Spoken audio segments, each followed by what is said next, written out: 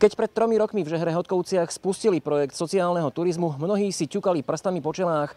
Neverili, že to dopadne dobre, ak za hrubé múry domova sociálnych služieb pustia turistov. Je pravda, že tie prvé takéto boli všelijaké s takým úsmevom na tvári, že áno, no dobre, vyskúšaj sa, popáliš. Nik sa však nepopálil. V Žehre Hodkovciach to vymysleli jednoducho. Niektorých klientov domova vyškolili na sprevádzanie a otvorili brány. Turisti začali chodiť sami od seba, dostávajú takmer odborný výklad priamo od telesne a duševne postihnutých. Táto miesto sa volá Fajčiareň a tu kedysi sme len fajčiť sám grof.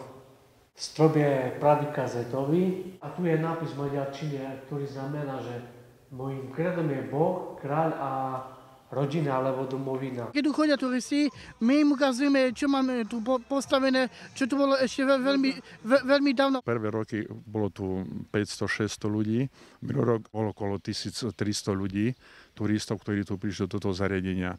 Museli sme potom samozrejme robiť opatrenia, posilniť práve tú sprievodcovskú službu. Túto prácu robím veľmi rád. Rozprávam o francúzskom anglickom parku a chodím s nimi do kostola. Turisti už dávno zistili, že postihnutí klienti domova nie sú žiadne strašidlá. Pre mnohých je nepochopiteľné, prečo ich 10 ročia pred verejnosťou ukrývali za hrubými múrmi. S turistami postihnutí bežne komunikujú a často ich pritiahnu aj k ich obľúbeným aktivitám. Dokonca teraz sa taká tradícia zaviedla, že chodia s nimi hrať petang. Aby turisti zažili každý rok niečo nové, vždy pre nich v Žehrianskom kaštieli pripravia prekvapenie. Tento rok sú to sochy vytesané do kalamitného dreva a obnovená expozícia salóna Čákyjovcov. Myšlienka sa rozširuje, tzv. Sociálny turizmus funguje už v 7 domovoch na Spiši a v okolí. Jozef Slivenský, Teatry.